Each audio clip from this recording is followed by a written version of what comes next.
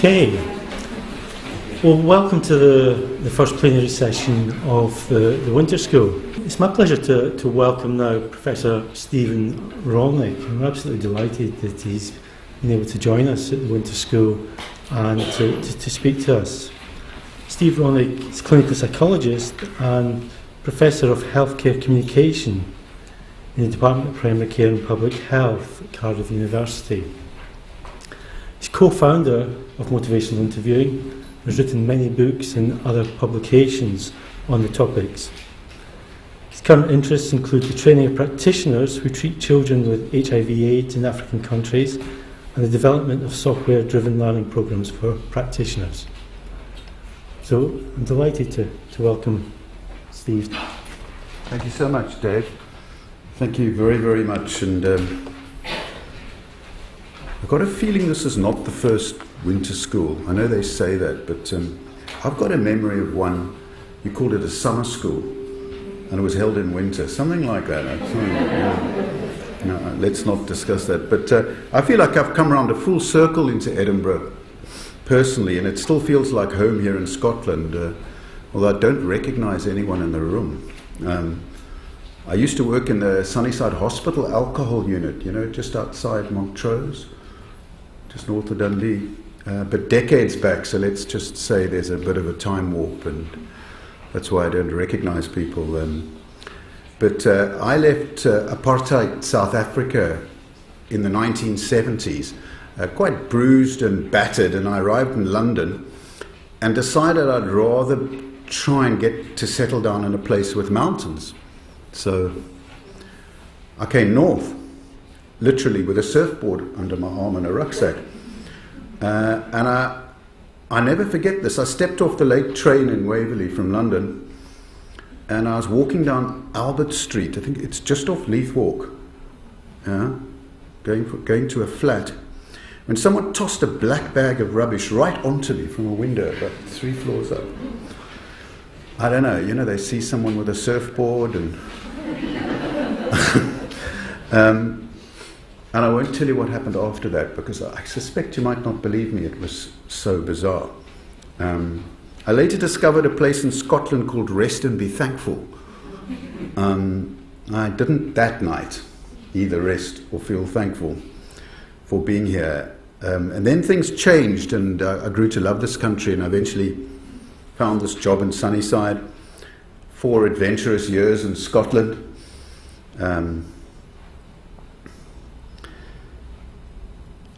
So thanks for inviting me back, Jeff and Sue and Laura and the coaching team. And my apologies for not being with you here for the next 2 days. I've actually got quite a large family in Wales, and I've got to take the only plane back today, this afternoon later, so I'm sorry I won't be with you. But one thing's quite striking walking in here this morning, which is that I don't think there's anywhere in the world, and I mean this sincerely, where you'll get a better learning experience of MI than right here in this network. It's the only one of its kind, as far as I know. It's a first. And the quality of trainers and learning opportunities in Scotland are not matched anywhere else. So that's really quite something. My goal today is to take you on a tour of motivational interviewing. I'll try and pepper it with some personal stories to keep you sharp and awake. I'll stop in a couple of places along the way for questions as well. And please be as lively and as provocative as you'd like to be. But I thought I'd start with some personal experiences. And I thought I'd mention 2 that form the origin of motivational interviewing for me. And the first is this. I'm going to start with a story in South Africa, and I'll end this morning with a story from there as well. The first is quite a grim story, and the second is uplifting. Quite why there's the transition is something we can puzzle over. But in the first place, one of the bruises that I got from being in South Africa was in an alcoholism treatment unit in Cape Town. And I was working as a nursing aide in this unit. And I was fresh, enthusiastic. The The treatment unit had an air of sophistication about it. The latest approach to treatment, multidisciplinary team, and the coffee room was full of talk about which patients were easy and difficult, as coffee rooms tend to have that sort of flavor. And the language was around who was resistant and unmotivated. And peppered throughout a period of 3-4 months were references to a particular character as being notoriously in denial.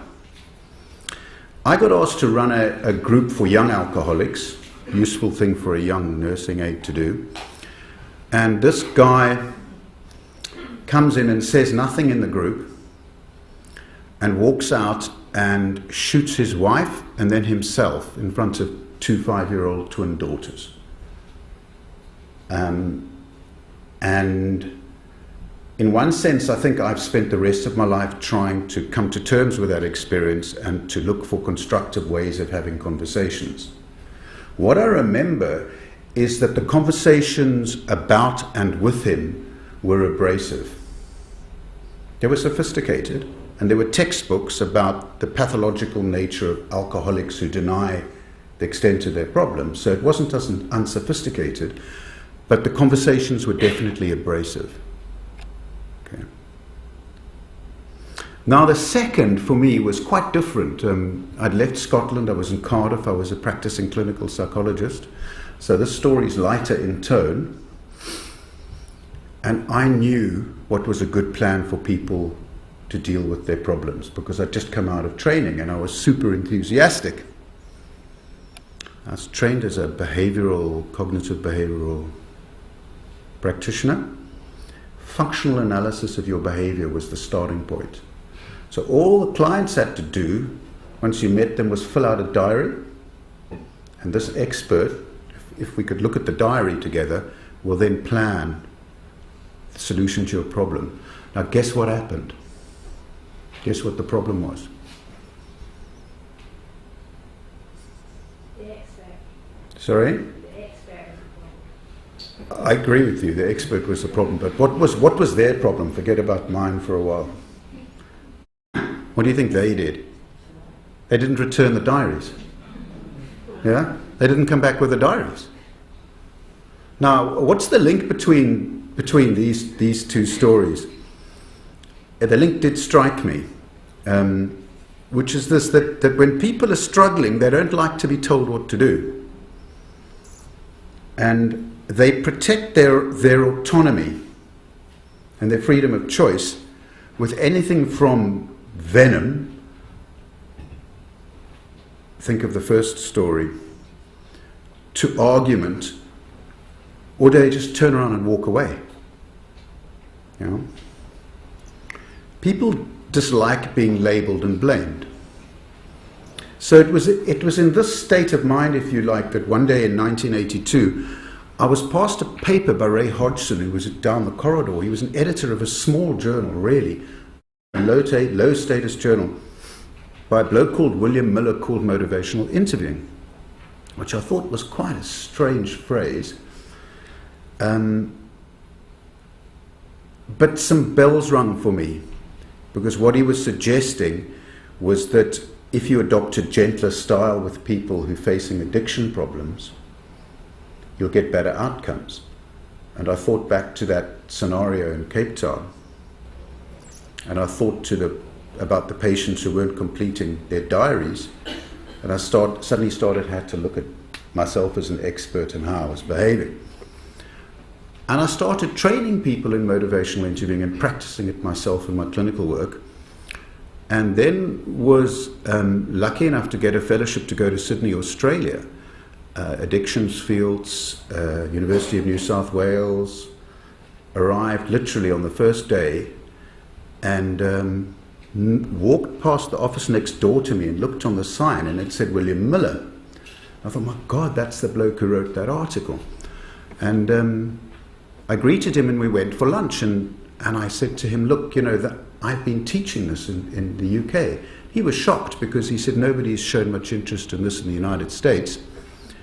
And I told him that I thought the paper was really fantastic, but it was unclear and had too much jargon in it, and that I thought, I would suggest that he writes this up properly in a book. And so from that moment onwards, he asked me to join him, and we've had a 20, 30, I hate to think how many year friendship and collaboration since then. And that's what I plan to tell you about today. And as you might tell, we started motivational interviewing as a specialist form of therapy in the addictions field, largely with psychologists in mind. And then I guess many people noticed its relevance in many places because conversations about change happen all around. And we've tried to adapt it over 20 plus years to make it more useful, and we've made many mistakes. Some of them I'll pinpoint today. But we finally come down with a new framework which you hope will resolve some of these problems, and this is what the heart of my talk will be about today. But I guess right through our journey was this simple idea that's never changed, which is what you see up on the slide here, which is that people have inside them their own good reasons to change and much of the strength to make it happen. Simple enough to state, not so easy to live when you're talking to someone. And that's what I hope is what you're going to be working on in the next couple of days. It looks dead simple, very familiar.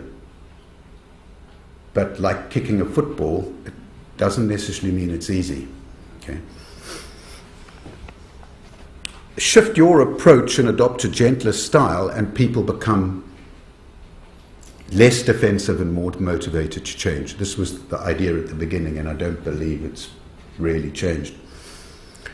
So, from the outset, I guess there were two concepts that were really important, and they remain so. Okay. Now, the first of these is a term I developed called the writing reflex, or you could say the correcting reflex. I think we all know what this means. We entered the caring professions in one form or another because we wanted to make things better for people in humanity. So it's not surprising then, faced with problems, that we want to put those problems right. And the writing reflex refers to that inclination or impulse we have, see problem, solve it. Okay. Now, if I'm buying salt and someone uses the writing reflex, it's perfectly appropriate. Give me the salt, give the salt. Or a train ticket. If I'm going with an ingrown toenail to a doctor, the use of the writing reflex is pervasive and functional in many situations. But when it comes to behavior change, it can hit problems. And this is what we're going to try and unpack this morning, and I hope for you over the next couple of days. Now, we didn't start motivational interviewing with a theory, but from our practice to a couple of clinical psychologists. And this concept, ambivalence, is probably the most important of them all. Now, if I ask you to think for a moment about a change you might make in your life, if you think about that for a moment, but you haven't decided to make the change. If you're sitting, as you would be now, on the no change side of that dilemma, it's quite a familiar place to be. You're not going to change and you haven't quite decided, and it's familiar. And we all know that feeling of doing nothing about it. But if your thinking moves towards change, a strange thing happens, which again I think we're all familiar with.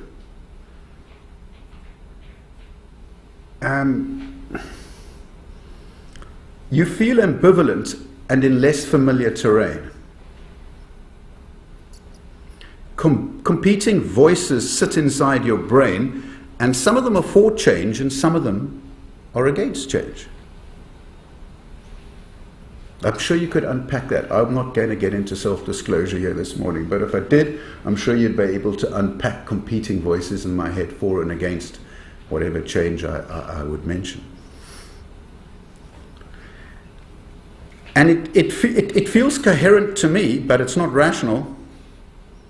and I suspect it's the same for you, and I suspect it's the same for your clients. It has a coherence, but it's not rational. And that's how the clients feel when they talk to us, and I suspect that's how the man who blew his brains out felt throughout the process of receiving help. And I think here's the delicate problem that we're faced with. When someone asks you about this for yourself, you, like a counselor, like you guys, you feel quite exposed and sensitive. And your autonomy is delicately balanced. Okay. So now if you look up to the first concept, the writing reflex, what's the most useful way of talking to somebody who's feeling like this? Now what happens if you use the writing reflex in the face of this ambivalence? What happens if you link the two? As you give voice to the case for change, which is what you would do if you use the writing reflex, we call that change talk nowadays. What happens to the other person?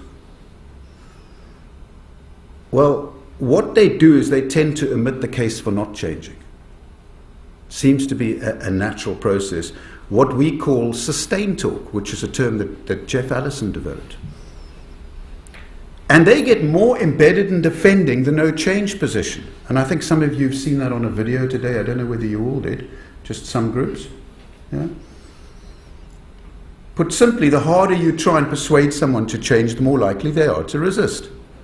This was an interpersonal scenario that gave rise to motivational interviewing. So the rationale for MI is to give this person the space to say why they should change, not you. Give them the space to say why they should change, not you the space. And in that sense, change talk is the opposite of sustained talk. Now, the practice of MI involves using a respectful atmosphere to allow them to express change talk. You then have an opportunity to reflect this back to them, this change talk. That is close to the heart of skillful MI. The opportunity to reflect this change talk back to them. And indeed, you might even summarize it once again a short while later. And if you think about it, they then hear this change talk 3 times in that example. And this is more likely to predict actual change, this process. It seems to make a difference. You'll hear about research tomorrow from Gillian Tober. I would say that process research, that's research that studies the interaction, most of it's in the addictions field, which is dead relevant for you folk here, supports the importance of change talk as an expression of progress in your conversation with somebody. And it supports the importance of this change talk predicting better outcome. So to put it bluntly, the more change talk you experience in the client while you're privileged enough to chat to them, the better the outcome's likely to be. But change talk isn't some technical babble emitted by people. It's an expression of something deeper, which you'll get a feel for as you work with your coaches over the next couple of days. I'm sure they won't miss that trick. Yeah. When it comes to outcome research, to be honest with you, it's growing so fast, I can't keep a pace. Okay, the rate of trials emerging is far more than cognitive behavior therapy, and it's quite difficult to keep pace. My personal view is that there's a kernel of validity to the impact of MI on outcomes. I think there's something solid there. Yet there are some very puzzling negative trials around. It seems to have an impact in even brief exchanges, and I'll be ending my talk today with an example of a brief exchange. I'm busy completing a meta-analysis of studies in MI in healthcare at the moment with 2 American colleagues who don't work in healthcare, and they've expressed surprise at the impact of MI in hospital and clinic settings. In one recent study, which I think Jeff was involved in the training of, there was a significant improvement in mortality after 4 sessions of MI for patients with stroke. So something is here that makes a difference. I honestly believe that. I suspect it might be, or this is perhaps where we should be looking, it might be the style, or what we've called the spirit of MI. That might be the most important thing. This is not just about being nice to people. And I hope by the end of this talk that will be perfectly clear. So, MI is a particular flavor that you can recognize, and evoke is a key word here, which means drawing out of someone their own, often new perceptions of something. That's what evoke means. So MI is a conversation in which you talk about change with a sense of purpose, using your skills to draw out from them why and how they might change. I'm trying to de-jargonize this and use simple language, but don't be deceived by the simple language into thinking that, this is just having a chat with people. That's not what I'm saying, okay? It looks simple, and it's quite difficult to do well. Restraint, I think, is the key on your part. Restraint with the writing reflex. And that's hard in an action-packed world of targets and procedures and assessment instruments, to be restrained. If we use football as an analogy, when you see Eric Cantona keeping a ball off the ground for 5 minutes using only his left foot, which is not his best one, you realize that the simpler it looks, the more skillful it probably is. Do you know what I'm getting at? So simple and complex go together. If you want to get a really good feel, I wrote this last night and then discovered this morning that this wish is going to come true. If you really want to get a good feel for what the style of MI looks like in a neat Scottish setting, then take a look at the Edinburgh interview, which Sue Hudson Crawford is the practitioner in and Jeff produced. And I believe I got you this morning to discover you're actually going to look at it after lunch today. In fact, immediately after this talk. Take a look at that. I think Sue transforms curiosity, acceptance, and warmth into what is an art form. And you'll sense that this afternoon. If you really believe someone can and might change, then give them the space to tell you why and how. That's putting it quite simply. I see Sue as the Eric Cantona of the MI field, by the way. Got to kind of link the two stories there, Sue. Okay, now I suspect that some of you might be thinking, my God, he's avoided the jargonized psychobabble, but now he's just describing something that's pretty obvious. Get someone to tell you why and how they might change. Okay, so I'm going to unpack a little bit without getting too complicated just yet, and then we'll break for questions. But I guess we've got to ask ourselves, how unique is the style that I've just described? And I'm very familiar with people saying in training over the years, I do this stuff anyway. This is not rocket science. I do this anyway. And this used to evoke a sort of unforgivable professional pomposity in me. And I used to think, oh no, you don't, you prat. MI is much more complex than you think it is. You think you're doing it, but it's much more complex. It is honestly how I used to react. But I used to encounter it so often that this awful reaction, I soon had to stop and think, well, why are people saying this? What is the link between MI and what you do in everyday practice? Because it's obvious there are links. And I puzzled about this for many years. And I want to present you my resolution of this, which you'll pick up in the MI in Healthcare book as a framework. But I had a sort of a eureka moment, okay, in which this question was resolved for me, and I'll tell you this story now. I was working with a group of health visitors in Port Talbot in South Wales. Now, Port Talbot, by the way, is a bit like the Dundee of Wales. I used to live in Dundee, so I've sort of got some sense of it. But it's like the Dundee of Wales, but with song lines, or song, okay? People are very vocal and spunky, and boy, they can sing in Port Talbot. And notice how many talented actors come from Port Talbot? It's built in a steelworks. almost inner steelworks. It's quite a place. Anyway, I asked these health visitors, sort of windswept hotel on an industrial beachfront space, what do you do naturally?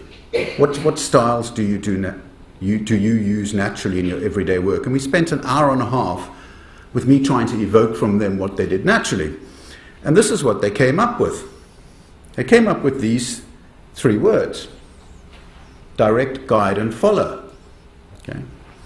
And what became clear was that these are all naturally used styles, used in different circumstances for different purposes. They're all functional, but you wouldn't direct somebody if your need was to follow, and vice versa. So if someone burst into tears, you wouldn't start directing them. You'd naturally follow. If somebody asked you for help with a specific problem and you didn't direct them, then it'd be inappropriate. So there's a natural matching that goes on. Okay? And the question now arises, which one is best when you're talking about behavior change? Which one is most naturally suited to behavior change? What would you say? Sorry? Can you speak up so that we can hear you? Guide. Yeah, that's the conclusion I reached with these health visitors. Which of these styles do you think is closest to MI? Sorry? Follow. It's an element of following in MI. Direct? That's the riding reflex. It's guiding that takes the best of following and directing that is closest to the heart of MI. So now the answer to you when you say MI, in everyday, did you do MI in everyday practice? My answer to you is, yeah, you do guide people quite naturally. It's a very natural and widely used style. It is as simple as that, and you can get better and better at it. And if you want to get better and better at it, start with the idea of operating like a thoughtful guide, and you'll find some very useful things at MI that will make your style even more effective and sophisticated, and that's what you should be experiencing over the next couple of days. So now, tempted as I am to move on to more detail, I wonder whether I shouldn't stop and just check if there are any questions. Anything that's bugging anybody, anything you'd particularly like me to cover, because I'm now going to be a little bit flexible and perhaps adjust the talk if you'd like me to. Anything you want to raise or say? You're all fairly quiet. I don't know what that means. Have I got you engaged? I suppose I wondered about this, this belief in ourselves in the sense that we think we're practicing MI at a very high level, and I think we all obviously aspire to that.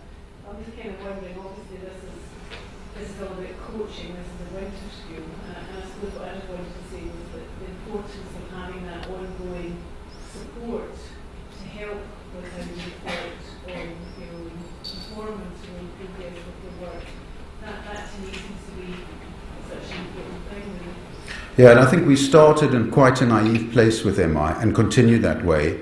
I think you captured it very well this morning, which is that the notion that a couple of workshops that you can kind of just do this stuff is truly naive. I remain guilty of that problem. And that's why I say what's happening in Scotland is truly unique. And it's very, very wise, because there are lots of reasons to pull out the writing reflex. Okay? And so what's happening in Scotland is quite sophisticated. But if you want to be professionals, you wouldn't have a professional football team where people didn't practice their skills. I think if you're a flamenco dancer, you wouldn't switch to tango unless you knew tango quite well, unless you knew both forms quite well. So wonderful opportunities here in Scotland. I also see that there's the first ever training on MI in groups here in Edinburgh on the 20th to 21st of February. I think you might have a note about that. And Tom Barth is coming down from Norway. This guy's quite a fella.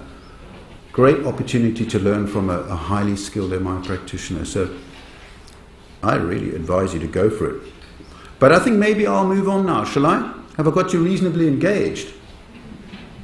And I guess I'm wondering what more you want to know about, but failing direction from you, what I thought I would do is pinpoint and discuss changes that William Miller and I have made in the next edition of the book, of the basic text. Pinpoint these changes that we've made. So now I'll be going a little bit kind of forward and deep, if you like, and I've covered the sort of basic spirit of motivational interviewing. Does that make sense? Yeah? And I pinpointed at least 5 quite major changes in the way we conceptualizing motivational interviewing. And I hope they're improvements. And I'll take you through them, and as I do, I'll give you a better feel for some of the content and skills of MI along the way. So that's what I propose to do. And the first concerns the spirit.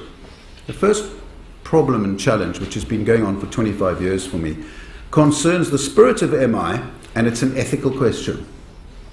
People started using MI in areas that gave me and us serious ethical itches, like in sales organizations.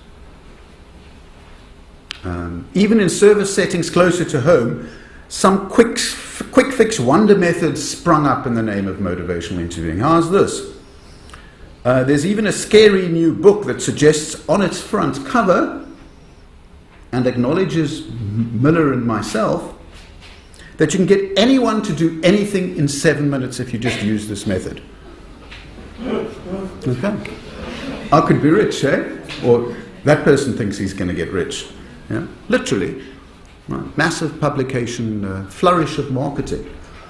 And I get seriously itchy and disturbed by this. And in response to this, instead of wasting energy and conflict with unethical applications, in that we're simply not prepared to waste our energy with it, we decided to add a new element to what we call the spirit of MI, which is what's illustrated in the next slide. So in addition to collaboration, acceptance, and evocation, we've added compassion. And we hope that this will leave MI where it belongs, in a helping relationship in which the self-interest of the other is your primary focus. Okay? Happy to come back to a discussion of what we mean by compassion, but we're hoping that will steer MI away from this kind of unethical application. Now, the second challenge, of course, is quite different. And it's in the word behavior, in the phrase behavior change.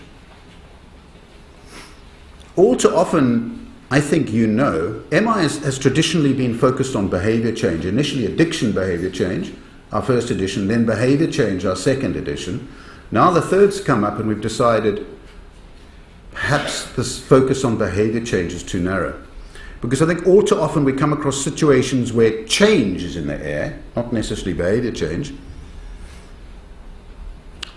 And MI seems just as applicable and useful. You can fall into just the same traps in using the writing reflex and persuasion when you're talking about change as you are when you're talking about behavior change. A decision whether or not to stay in a relationship is not necessarily just about behavior change, is it? Yeah. Ditto for I want help with depression, for example. It's change, but it's not necessarily immediately behavior change. So we took quite a bold step and left the word behavior right out of one of the important definitions of motivational interviewing. Can you see that at the end there? Okay. That broadens the potential compass of MI, perhaps in ways that we're going to eventually regret. But in this formulation, MI could be applied to any conversation about change in which you have the other's self-interest at heart. Feels quite radical, that to me. A third challenge, which I think you'll all know about, is connected to the volume of information extracted from and delivered to clients. I mean, let me ask you in your setting, how important is assessment? If I know how to do this. If I ask you to raise one finger for not important, 5 fingers for very important, and whatever you like in between. 1 is not important, 5 is very important. Shove your hand up. How important is assessment? I saw a 3 there. You're quite unusual, but just about everybody else is saying 5. Okay? In other words, we got to get this information from the clients. Okay? Can I ask you this? How compatible is that with motivational interview?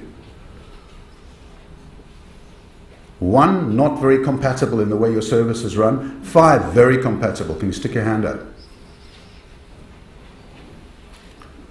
Right, so the majority of you is saying that the assessment is not necessarily compatible with motivation interviewing, yet some of you are saying reasonably 3 fingers, okay? So it's a very interesting question. Where it is compatible, why is it compatible, and how is it compatible?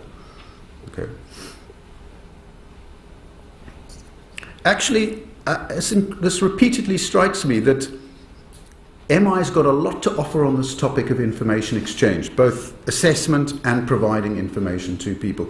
In fact, some of the earliest studies of MI done in the early 80s show that how you provide information affects subsequent outcome. So we've included this in a course as one of the core skills of motivational interviewing. So I've described its spirit to you with those 4 pieces. And these are the core skills. These are the dance steps that you use in order to help someone explain how and why they might change. Okay? But we've added this little piece down the bottom about offering information and advice. And that's something which I'm going to finish in good time, I suspect. And if anybody would like me to explain what we mean by that, happy to go into it. We've formulated something called the elicit, provide, elicit framework. And if I could wave a magic wand over health and social care and criminal justice, I must confess it wouldn't be that everybody uses MI. It would be that everybody exchanges information in a skillful way. I think that would truly transform people's lives. Help people to see that this is something which is not a question of just vomiting information at people and hoping they'll change. Excuse my language, I'm foreign. Okay.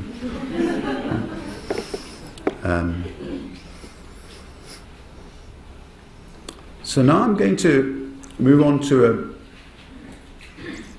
a 4th problem, which was with the term resistance.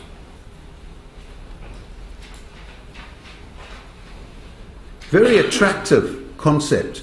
I think we didn't come up with the term resistance, it was Freud who did.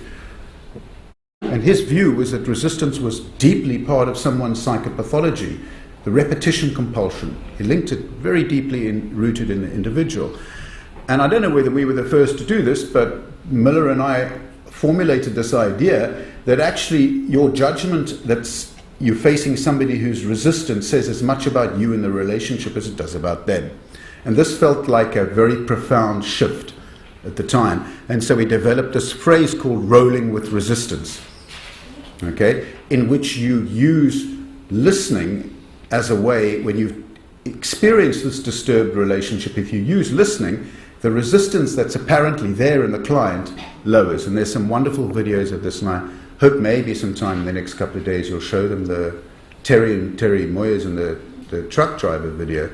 Beautiful illustration of this. So we love the idea of identifying this relational component and using listening to deal with the problem. But what we found was that we were still thinking and teaching people to imagine resistance as if it was a problem out there outside of them. And we've got to the point where we're fed up with it, okay, because it involves blaming someone else. And that's precisely the force that gave rise to the very serious incident I described at the beginning. Believe you me, this is not a light matter of being nice to people and using delicate counseling skills. This is a matter of life and death. It honestly is. In many settings, in healthcare and many other places. So it's like a really serious matter, and I don't think we should carry on with the term resistance, partly for this reason. So how could we resolve this? And let me show you how we've decided to do this. This is getting a little bit complex here. Okay? We decided to distinguish between sustained talk and discord. Okay? And we've replaced the word resistance with discord, which is quite obviously to do with conflict between two people. Okay? And we've separated out statements that used to be referred to as resistance, but which, thanks to the help of Jeff Allison's use of this term sustained talk, are now part of sustained talk. And here are some examples. I really don't want to stop drinking. That's not a statement about your relationship. It's a completely normal part of someone's experience of ambivalence. The fact that you might not like to hear it doesn't mean it's resistant. This is a normal part of ambivalence. I have to take my pills to make it through the day. It's a normal part of ambivalence. So when you experience that, there's no need to even think of discord, let alone the concept of resistance. Discord's about your relationship. And here are two quite kind of obvious examples. You can't make me quit. I mean, that's a relational issue. You don't understand how hard it is for me. Again, that's a relational thing which you could see as a warning sign for discord.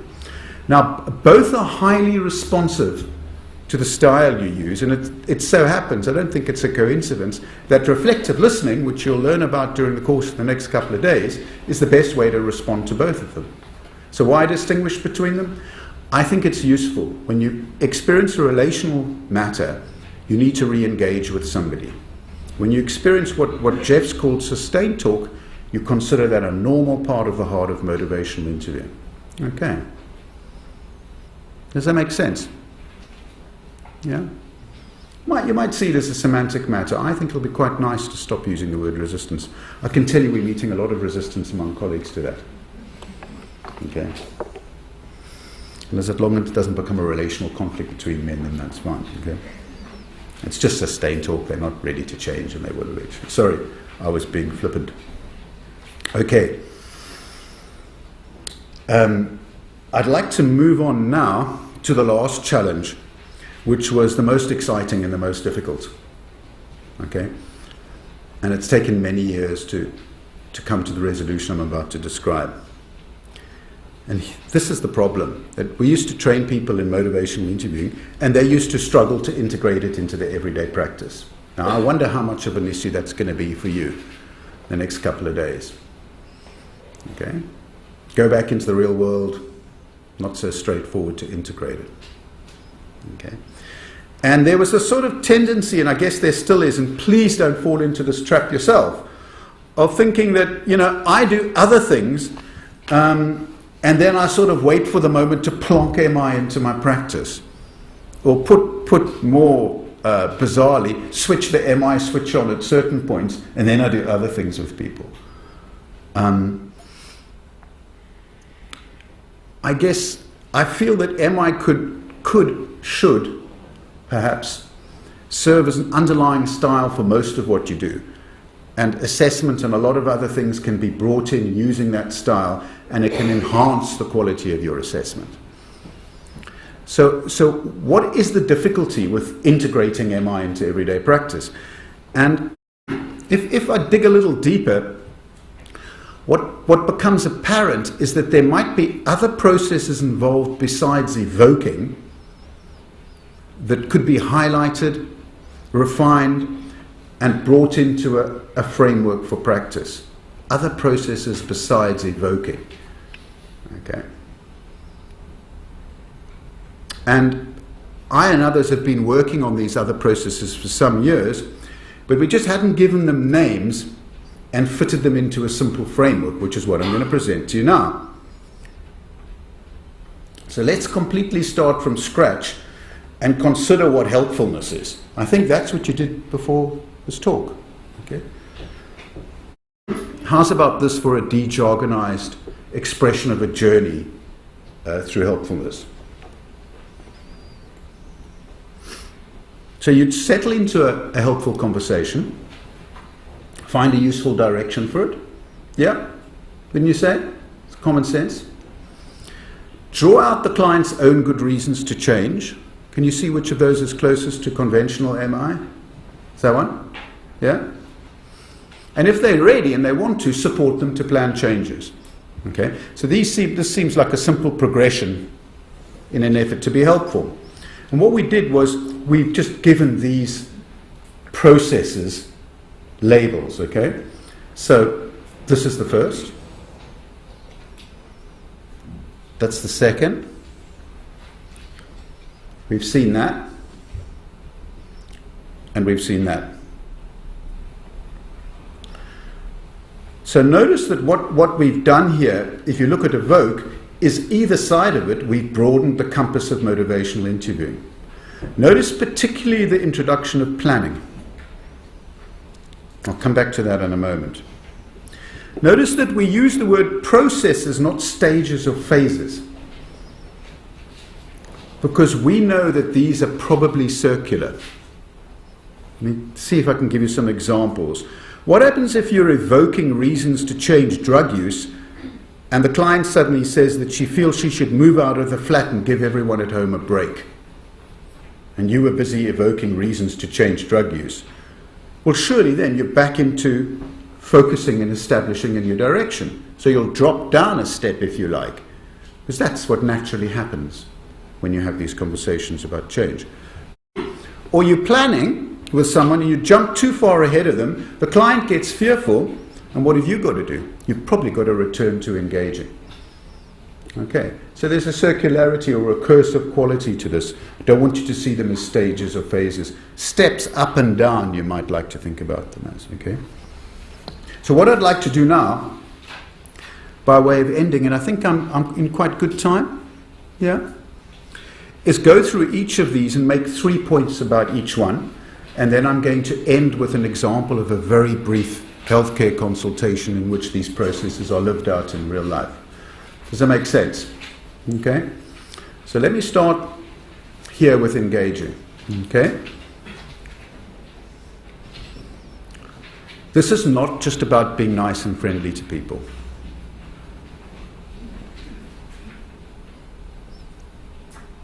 To achieve this, you need to spend a little bit of time, usually at the outset, using the core skills you'll be taught over the next couple of days to understand this person's experience, and I guess never let this go. So engaging continues throughout the whole process. It's the thread that runs right through helpfulness and motivational interviewing. It's something you can definitely get better and better at. And when someone said MI resembles a following style, I think it's principally useful for engaging used in this way, and you can get better and better and better at it. Thirdly, this is a service-wide challenge. It's not just an interpersonal matter. What's the first experience clients have when they come into your place? Who greets them? How do they greet them? What's the waiting room like? What's the design of procedures like? How much autonomy and choice do they have about who they see? How long is the assessment? When is the assessment done in relation to other conversations?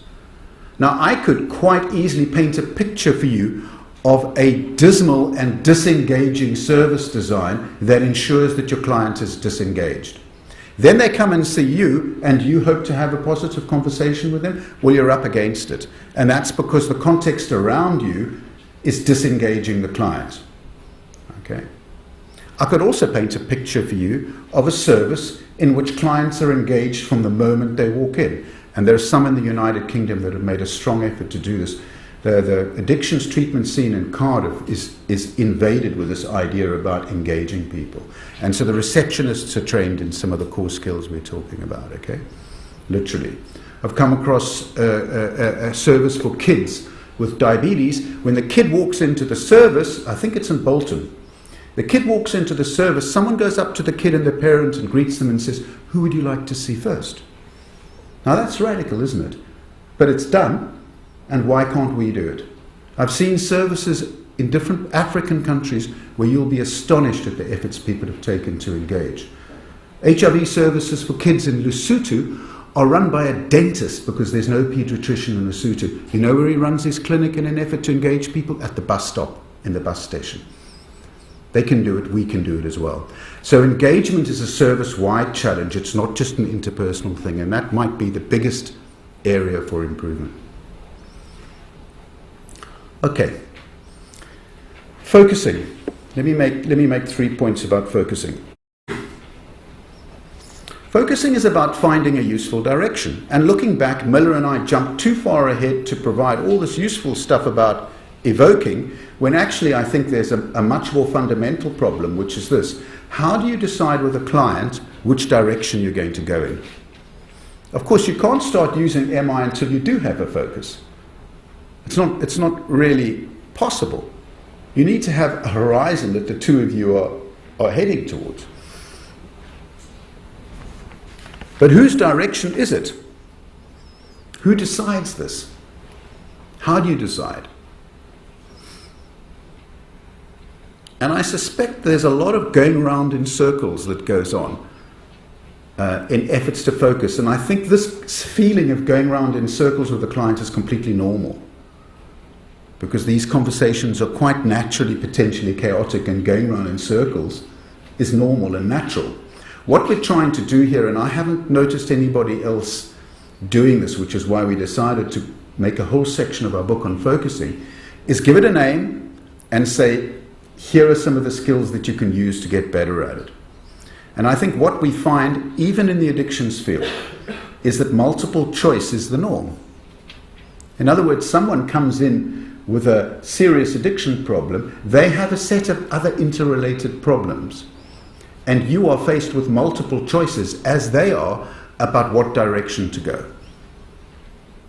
Is that reasonably clear? Yeah. Question then becomes is, how do you do this? And one thing we've done is worked on the concept of agenda mapping. We used to call it agenda setting.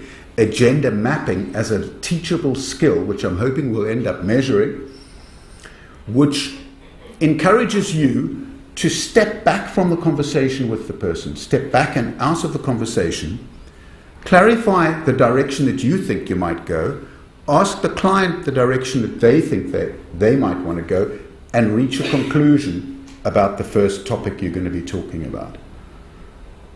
And I think skillful agenda mapping will shorten consultations dramatically, because fancy going off on a direction where the client is wanting to go there and you go off there, what's going to be the outcome? Disengagement. Yeah? So to reach agreement reasonably soon is a useful thing to do. And I think it's a skill that hasn't been paid enough attention to. Don't be clever in secret about focusing. Don't think it's a cerebral matter. Discuss it with the client. It's quite simple, but difficult. Turn now to evoking. 3 points here, and I don't need to say much about it, because number one is the heart of motivational interviewing. Have a look at the Edinburgh tape, see what of these processes you think are going on. I've never looked at it through that lens. You have to have an ear for language with evoking. And that ear is listening for change talk, trying to recognize it, responding to it, and listening. That seems to be the core skill. And I think, as I mentioned before, the process research points quite strongly by way of evidence to two things. Not just that change talk predicts outcome, but that the style you use will influence whether or not change talk comes about. So there's talk of a linear or almost causal model here, whereby you use this basic style, you'll get more change talk, you'll get better outcomes. And I suspect that's what I meant when I said the research is showing that there's a kernel of validity to motivational interviewing. I suspect that's what's going on. Okay. Let me move on now to make a few comments about planning. First point is that every challenge that we've discussed in relation to evoking and in the early stages of counseling to do with persuasion and people responding poorly to your persuasion is amplified in planning. I mean, if somebody says they'd really like to do something about an addiction problem, aren't you going to lift your hands out from under your bum and start using the writing reflex? Surely you're going to be tempted. You want to be, this is really the chance to use the writing reflex. And unfortunately, what I think happens is exactly the same as in the other phases. You see what I'm saying? In other words, change planning is often viewed as a practical matter, where you help people set targets. I think what we're going to find, and I'm hoping MI will contribute to this, is that thoughtfulness in change planning to the very same interpersonal processes we've been talking about will get better outcomes. Okay? And we developed a phrase called path mapping to match agenda mapping and focusing. Path mapping as being the clinical skill that helps you navigate your way through that change planning process. Okay. In other words, poor outcome, tell patient what to do, tell client what to do. Better outcome, elicit it from them. That's putting it in simple language. So that's finally is one aspect of the new MI framework that I'm most really excited about. MI is not just about motivating people to the point where they want to change. You know, the preparation stage in the old language. Because the other side, you get the ambivalence, you get exactly the same kind of language issues. Okay, so I'm very excited about the potential of MI being broadened in that way. Okay, I'm getting close to the end. We've been going an hour, and thank you so much for remaining attentive. I'm happy to take a question or two now, or show you an example, return back to Africa where I come from and show you an example of a slightly better scenario that comes from post-apartheid South Africa. Are you happy for me to do that? Okay. Why am I showing you this? Partly for personal reasons, I must be frank, but primarily because I think there's a risk over the next couple of days. I've shared this with some of the coaches, of MI being overstated as a long-winded process where you need to spend a lot of time with people, and indeed that is valid. And I think the evidence actually does point to the more time you spend on MI with somebody, the better outcomes. I think that does come out of some of the meta-analyses. And in the addictions field, I think it's dead appropriate. However, I know there's people in this room working in other settings where you've just got 10, 20 minutes with somebody. How are you going to spend that 10, 20 minutes?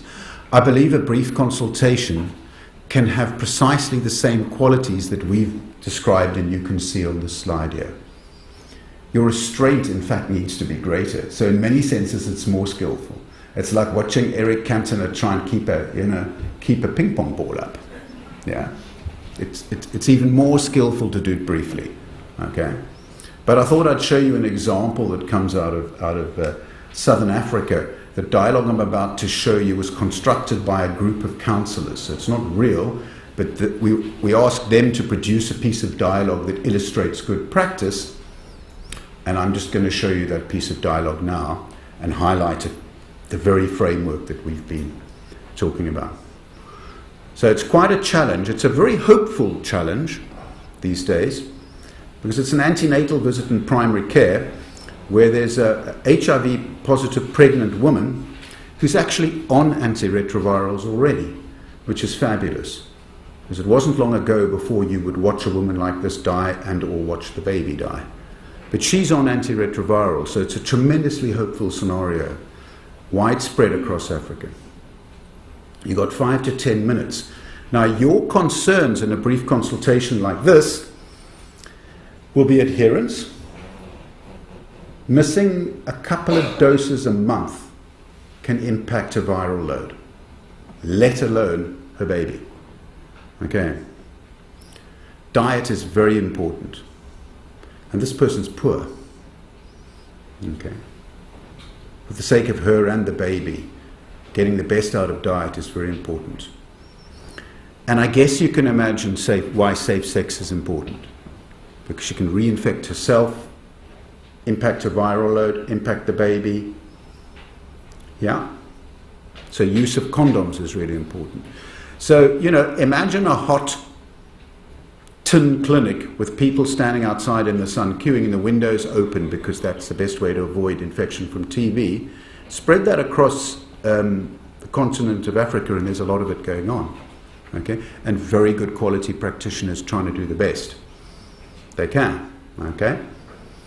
And here is this consultation, and I'm going to show you the first minute and a half of it. I'm going to ask you to read it, then I'm going to go back and deconstruct it with you in the light of the framework that we've just seen. Okay? So I'm going to give you a moment to read this. Can everybody see it?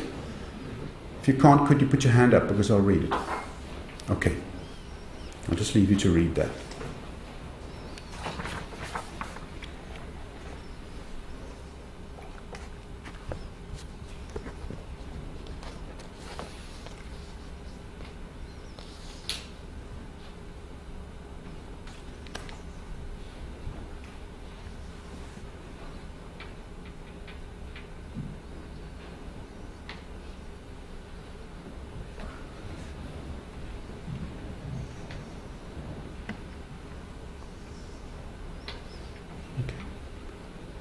Okay?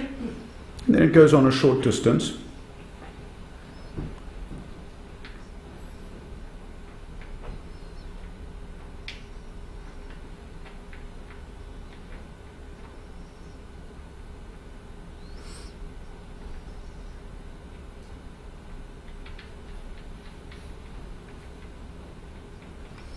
Okay. Let's have a look at this backwards. What process are they engaged in at the end here? Planning, eh? You see that? It's practical talk. Okay?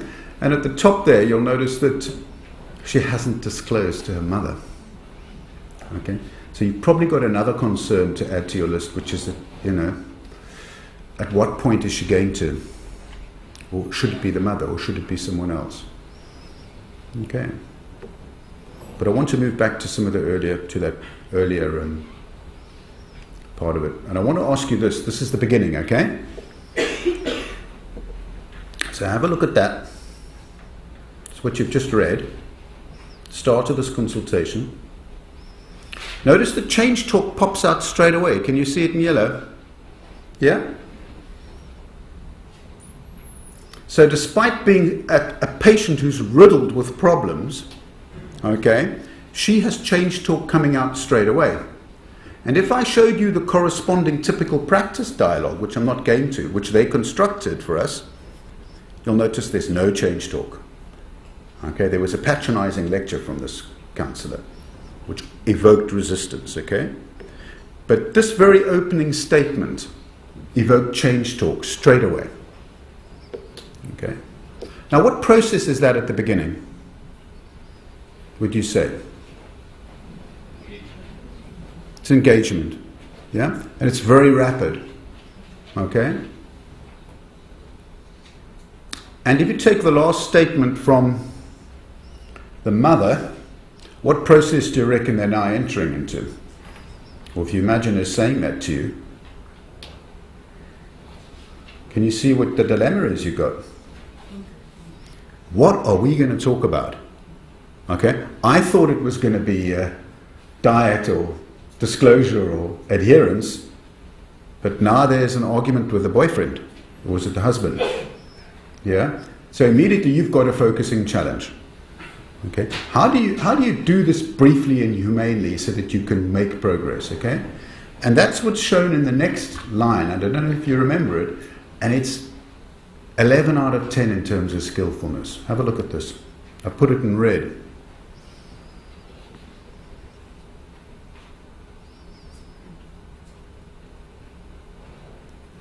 That is highly skilled focusing. And as I said to you, you don't have to be clever. All this person's done is taken a step back from the consultation with this person and been frank.